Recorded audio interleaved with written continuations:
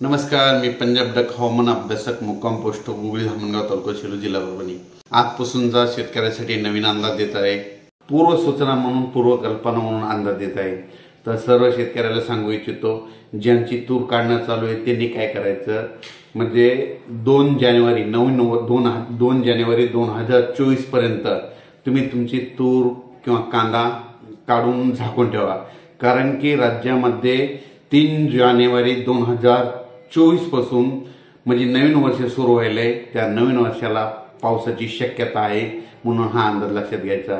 3 जानेवारी ते जवळपास 6-7 जानेवारी पर्यंत राज्यामध्ये पावसाळी वातावरण राहणार आहे, म्हणून ही अंदाज लक्षात घ्यायचा। म्हणून हा अंदाज खास करून एक पूर्वकल्पना म्हणून देत आहे।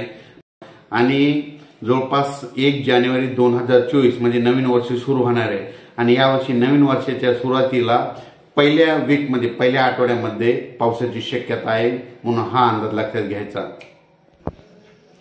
परत एक सूचना की राज्यामध्ये काय झालं, आता म्हणजे 2023 आता संपत यायला आहे आणि 2024 लागत असताना राज्यामध्ये काय झालं की जवळपास म्हणजे आता हरभरा पीक आहे शेतकऱ्याचे पहिल्यांदा हरभरा पेरला होता आणि त्याच्यानंतर आता जर पाऊस पडला तर त्याला मर लागू शकते।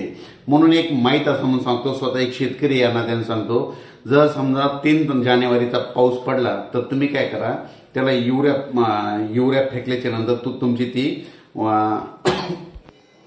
युरिया फेकल्याच्या नंतर मर थांबू शकते। कारण की मी माझ्या स्वतःच्या शेतामध्ये आता खूप पाऊस पडला होता, बरेच शेतकऱ्याचे हरभरा पीक गेले, पण मी काय केलं, त्याला नंतर युरिया दिल्याच्यामुळं की माझं ते हरभऱ्याचं पीक वाचलं। म्हणून हे कल्पना म्हणून एक माहिती असं सांगतो। त्याच्यानंतर राज्यामध्ये तुम्हाला एक सांगू इच्छितो की राज्यामधून खास करून अंदाज हा विदर्भ आणि मराठवाडा आणि उत्तर महाराष्ट्रातल्या शेतकऱ्यांसाठी देत आहे। तरी उत्तर महाराष्ट्र, विदर्भ आणि मराठवाड्यातल्या शेतकऱ्यांनी म्हणजे ज्यांचे कांदे आहेत तुम्ही काय करायचं, कांदे समजा काढणी चालू आहे तर कांदे काढणी म्हणजे जवळपास 2 जानेवारी 2024 पर्यंत म्हणजे आणखीन तोपर्यंत काढून घ्या आणि तोपर्यंत झाकून ठेवा। कारण की 3 तारखेनंतर तसं तर 2 तारखेला वातावरण चेंज होणार आहे, 2 जानेवारी 2024 लाच वातावरण चेंज होणार आहे आणि 3 तारखेपासून बऱ्याच ठिकाणी पावसाला सुरुवात होईल, म्हणून हा अंदाज लक्षात घ्यायचा। त्याच्यानंतर आणखीन 4-5 दिवसांनी एक असा मेसेज दिला जाईल, नेमका कोणत्या भागामध्ये कसा पाऊस पडणार आहे, म्हणून हे देखील अंदाज देण्यात येणार आहे। म्हणून ही पूर्वकल्पना म्हणून सर्व शेतकऱ्यांना सांगू इच्छितो। परत एक सांगायचं राहिलं की राज्यामध्ये आता बऱ्याच शेतकऱ्याचा कापूस वेचणी चालू आहे, तर तरी तुम्ही काय करायचं, 2 जानेवारी पर्यंत तुम्ही तुमचा कापूस वेचणी करून घ्यावा।